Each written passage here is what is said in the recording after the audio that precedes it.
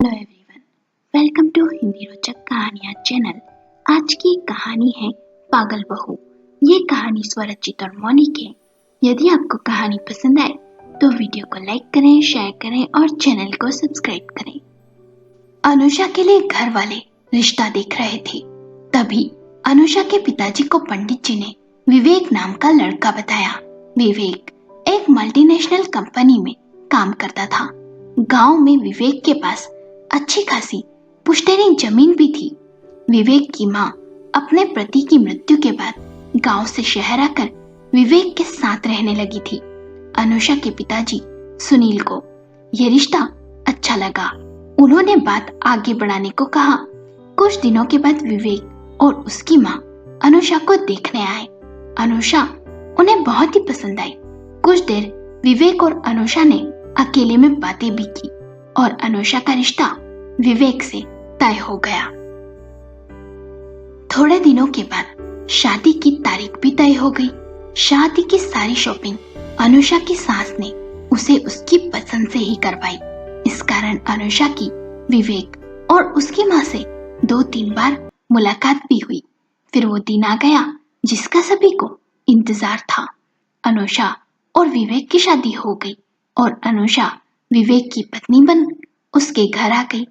विवेक और अनुषा हनीमून के लिए कश्मीर भी गए, पर विवेक ये नोटिस कर रहा था कि अनुषा गुमसुम और कहीं खोई खोई सी रहती। उसने सोचा कि शायद अपने मम्मी पापा की याद आती होगी उसे। कश्मीर में विवेक ने अनुषा को शॉपिंग करने के लिए भी कहा, पर उसने कोई दिलचस्पी नहीं दिखाई और बोली, मुझे तो कुछ नहीं खरीदना। विवेक ने सोचा, कैसी लड़की है, वरना लड़कियों को तो शॉपिंग का कितना शौक होता है, शायद अनुषा को पसंद नहीं है।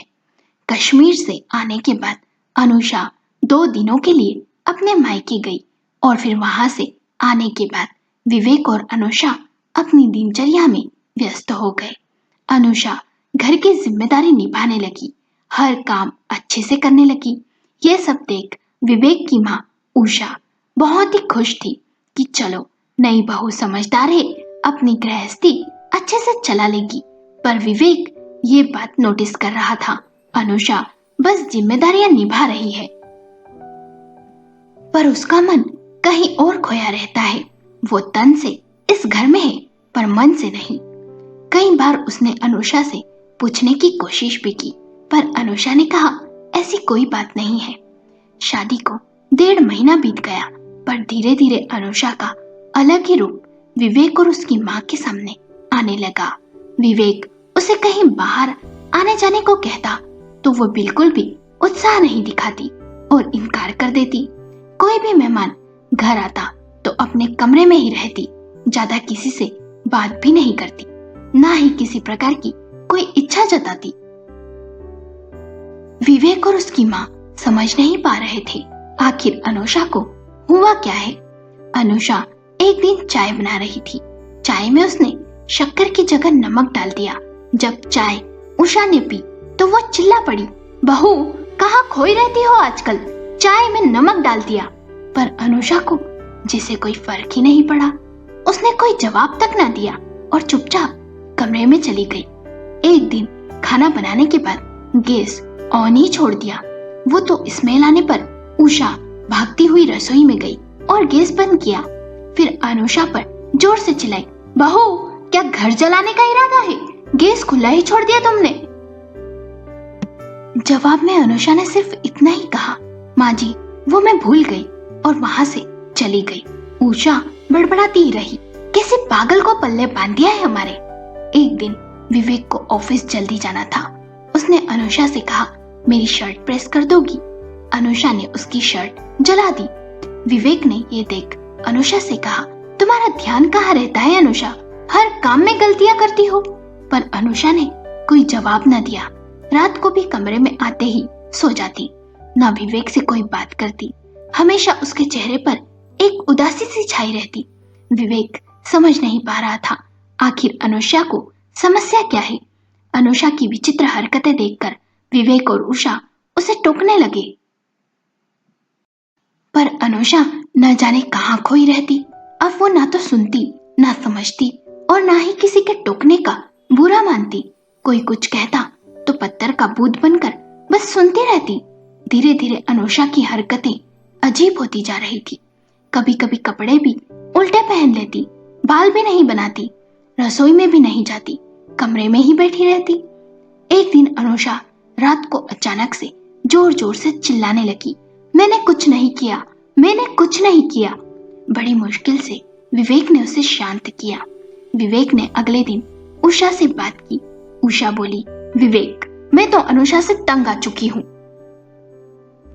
पता नहीं किस पागल को हमारे पल्ले बांध दिया है। ये पागल बहू ही भगवान ने मेरी किस्मत में लिखनी थी। तू इसके माँ बाप से बात कर और इसे मायके भेज दे। अब मैं इसे नहीं झेल सकती। मैं तो सोच रही हूँ तू तो तलाक ही ले ले। विवेक ने कहा, माँ कैसी बात करती हो आप, तलाक इस बात का हल नहीं। मैं अनुषा के पापा से आज ही बात करता हूँ। विवेक ने अनुषा के पापा को फोन लगाकर सारी बातें उन्हें बता दी, पर उन्होंने कहा इस बारे में तो उन्हें कुछ पता नहीं, क्योंकि शादी के पहले तो अनुषा अच्छी भली थी। ये सुन उषा फिर बड़बड़ाने लगी। अब अनुषा के घर वाले क्यों कुछ बताएंगे? उनकी बेटी को कौन सी बीमारी है? उन्हें तो बस अपनी पागल बेटी से छुटकारा चाहिए था, तो हमारे माथे पर बैठा दिया और मुक्त हो गए अपनी जिम्मेदारियों से। अब तो यही जताएंगे कि उसकी बेटी की इस हालत के जिम्मेदार हम हैं। देख विवेक, इस पागल के साथ जीवन गुजारने से तो अच्छा है कि तू उसे तलाक दे दे। विवेक ने कुछ नहीं कहा और चुपचाप वहां से चला गया, पर उषा बड़बड़ाती ही रही। विवेक को ये बात भी परेशान कर रही थी कि अनुषा की हालत के बारे में जानने के बाद भी उसके माता पिता उससे मिलने नहीं आए और ना ही ये कहा कि उसे मायके भेज दो। इतने महीने बीत गए, पर अनुषा ने भी कभी मायके जाने की बात तक नहीं की। कोई तो बात जरूर है। विवेक अगले दिन ऑफिस से जल्दी आ गया और अनुषा को मनोचिकित्सक के पास ले गया। उसे पता चला कि अनुषा डिप्रेशन की समस्या से ग्रसित है।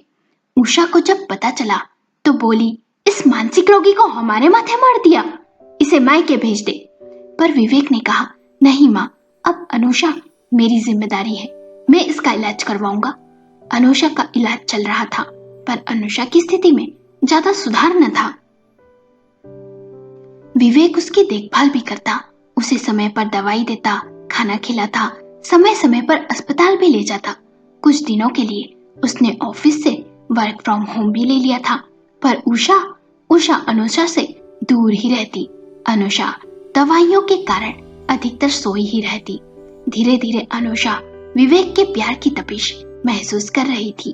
एक दिन मनोचिकित्सक के पूछने पर अनुषा ने बताया, उसे कुछ बातें मन ही मन परेशान करती है, जिन्हें सोचकर वो दबाव में आ जाती है और उल्टी सीधी बातें सोचने लगती है, अपने में ही खो जाती है। मनोचिकित्सक ने उससे वो बात जानने की कोशिश भी की, पर अनुषा ने कुछ नहीं बताया।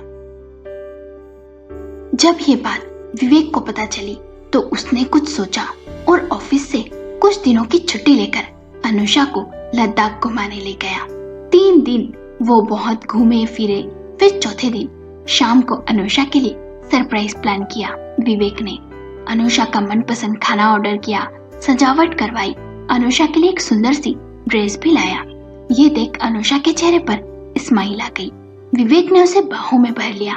अचानक से अनुषा रो पड़ी और बोली, मत करो मुझे इतना प्यार, मैं एक धोखेबाज हूँ। और अपने आप को विवेक से उसने दूर कर लिया। विवेक ने अनुषा को सोफे पर बैठाया, उसका हाथ पकड़कर कहा, देखो अनु, क्या समस्या है, कहो। कहोगी नहीं तो मैं समझूंगा कैसे? अब हम पति पत्नी हैं, तुम अपने सारे राज मुझे बता सकती हो। हम दोनों मिलकर तुम्हारी समस्या को हल करेंगे। ये सुन आज अनुषा के दिल का गुबार फूट पड़ा।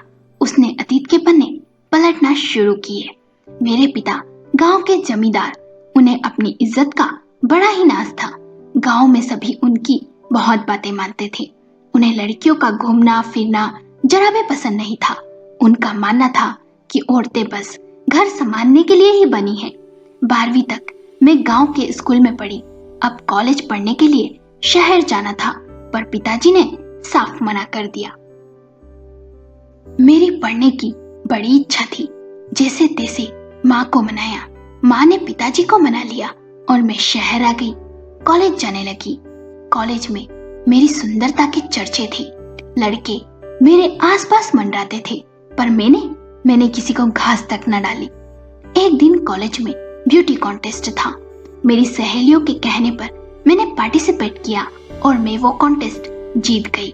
वहाँ जो जज आए थे, उन्होंने मेरी सुंदरता को देख मुझे एक कैलेंडर गर्ल बनने का और विज्ञापन का ऑफर दिया, पर मैंने मना कर दिया। मैं जानती थी कि पिताजी नहीं मानेंगे, पर मेरी सहेलियों ने कहा, ऐसा अवसर हर किसी को नहीं मिलता, समझी ना। कर लेना, तेरे पिताजी को कौन सा पता चलेगा, वो तो वैसे भी गांव में रहते हैं। दिल तो मेरा भी बहुत था, मैं शुरू से ही ऐसा कुछ करना चाहती थी। मैंने भी सोचा कर लेती हूँ, शौक भी पूरा हो जाएगा और पिताजी को पता भी नहीं चलेगा। मैंने कैलेंडर के लिए फोटोशूट का हाँ कर दिया। उसने मुझे शॉर्ट ड्रेस पहनने को दी। मैंने बड़े अच्छे से शूट खत्म भी कर दिया और मेरी फोटो नए साल के कैलेंडर पर छप गई। इस बात को 2 महीने बीत गए। एक दिन हॉस्टल में पिताजी बड़े ही गुस्से में आए और मुझे खींचते हुए घर ले गए। कैलेंडर दिखाते हुए बोले, ये सब करने भेजा था तुझे शहर? माँ बाप का नाम पूरे गांव में खराब कर दिया तूने। देख लिया अनुषा की माँ, तुम्हारी जिद का नतीजा। वो तो ये कैलेंडर मुझे गांव के एक आदमी ने शहर से ला कर दिया, नहीं तो इसके कुकर्म हमें पता ही नहीं चलते। अब ये इस घर से बाहर कदम भी नहीं रखेगी, समझी? मैंने कहा, पिताजी मुझे माफ कर दो, ये मेरा आखिरी साल है, मुझे पढ़ लेने दो प्लीज। मैंने पिताजी के पैर पकड़ लिए, पर पिताजी ने गुस्से में मुझे धक्का दे दिया और 2-3 तमाचे गुस्से में दे दरवाजा बंद कर चले गए। उसके बाद मुझे घर से बाहर भी नहीं जाने दिया। मैं ग्रेजुएशन पूरा भी नहीं कर सकी। गांव में लोगों में भी ये बात फैल गई। फिर पिताजी मेरी शादी के लिए रिश्ते देखने लगे, लेकिन गांव में बात फैलने के कारण लड़के वाले मना कर देते। फिर पिताजी ने जात बाहर और शहर में रिश्ता ढूंढना शुरू किया। फिर तुम हमें मिल गए। बात पक्की हो जाने के बाद पिताजी ने मुझे धमकी भरे स्वर में कहा, देख बड़ी मुश्किल से तेरा रिश्ता तय हुआ है, टूटना नहीं चाहिए। और शादी के बाद तेरे पति और तेरी सास किसी को भी ये मॉडलिंग की बात पता नहीं चलनी चाहिए, समझी ना? यदि तेरा पति ये जानकर तुझे यहाँ छोड़ गया तो मैं इस घर में तुझे नहीं रखूंगा कभी। और अब मैं गांव में अपनी कोई बदनामी नहीं चाहता, समझी? ये सब सुन मैं डर गई। शादी के बाद बस दिलो दिमाग में यही चलता, कहीं तुम्हें और माँ जी को पता चल गया और तुम मुझे गांव छोड़ाए तो क्या होगा। इसी के चलते बस मैं मानसिक तनाव में चली गई और फिर कहते कहते अनुषा रोने लगी। सारी बातें सुन विवेक चुप बैठा था। अनुषा ने कहा, प्लीज विवेक मुझे माफ कर दो, मैं नौकरानी की तरह पड़ी रहूंगी, पर मुझे घर जाने को मत कहना। विवेक ने कहा, अच्छा तुम सो जाओ, हमारी कल सुबह की फ्लाइट है। अनुषा हैरानी से विवेक को देख रही थी। विवेक सो गया, पर अनुषा को नींद नहीं आई। सुबह वे फ्लाइट से दिल्ली आए और दिल्ली से कैब कर अनुषा के गांव गए। अनुषा सोच रही थी विवेक उसे अब अपने साथ नहीं ले जाएगा, तलाक ले लेगा। विवेक घर के अंदर गया। विवेक और अनुषा को इस तरह आया देख अनुषा के पिता सुनील हैरान थे। विवेक ने सुनील से कहा, आप जो मुझसे छिपा रहे थे वो मैं जान गया हूँ बाबूजी, और मुझे इस बात से बहुत नाराजगी है कि आपकी सोच इतनी छोटी है। जानते हैं आपकी धमकी और इस बात को छुपाए रखने के कारण आज आपकी बेटी एक मानसिक रोगी बन गई है। वो दिन पे दिन तनाव में जा रही थी और यदि ऐसा ही रहता ना तो वो पागल भी हो जाती और फिर खुदकुशी भी कर लेती। अरे आज दुनिया कहाँ की कहाँ पहुंच गई है। आजकल तो लोग छोटे कपड़े पहनकर सोशल मीडिया पर तस्वीरें डाल देते हैं। मॉडलिंग करना बुरी बात नहीं है बाबूजी, और अनुषा ने तो बस कुछ तस्वीरें ही खिंचवाई थी। आप जैसी सोच वाले लोगों के कारण ही बच्चे मानसिक बीमारियों का शिकार होते हैं, और यदि आपको अच्छा नहीं लगा तो आप अनुषा को समझाते, उसे धमकाते तो नहीं। माता पिता को बच्चों का साथ देना चाहिए, उन्हें डराना धमकाना नहीं चाहिए। शादी के रिश्ते की बुनियाद किसी सच को छिपाकर या डरा धमकाकर नहीं रखी जा सकती। इससे इंसान अंदर ही अंदर खोखला होने लगता है और मानसिक रोगी बन जाता है। ये सुन सुनील का सर शर्म से झुक गया और बोला, बेटा माफ कर दो मुझे, जो मैंने तुमसे सच छुपाया। विवेक ने कहा, मुझसे नहीं, अनुषा से माफी मांगे, जिसने बहुत कुछ सहा। और हाँ अनुषा, मुझे तुम्हारे पढ़ने और विज्ञापन में काम करने से कोई एतराज नहीं है। मैं छोटी सोच वाला इंसान नहीं हूँ। ये सुन अनुषा की आंखें नम हो गई, उसके दिल का बोझ उतर गया। सुनील ने भी अनुषा से माफी मांगते हुए उसे गले से लगा लिया। अगले दिन अनुषा विवेक के घर आ गई। धीरे धीरे अनुषा सामान्य होती जा रही थी। वो खुश रहने लगी थी। उषा ये देख हैरान थी कि उसकी पागल बहू अच्छे कैसे हो गई, पर खुश भी थी। कुछ दिनों के बाद अनुषा ने कॉलेज जाना फिर से शुरू किया। विवेक अब उसके हर फैसले में उसके साथ था और विवेक जैसा हमसफर पाकर अनुषा बहुत ही खुश थी। दोस्तों, आपको कहानी कैसी लगी? हमें अपने विचार कमेंट करके बताएं। कहानी पसंद आई हो तो लाइक करें, शेयर करें और चैनल को सब्सक्राइब करें।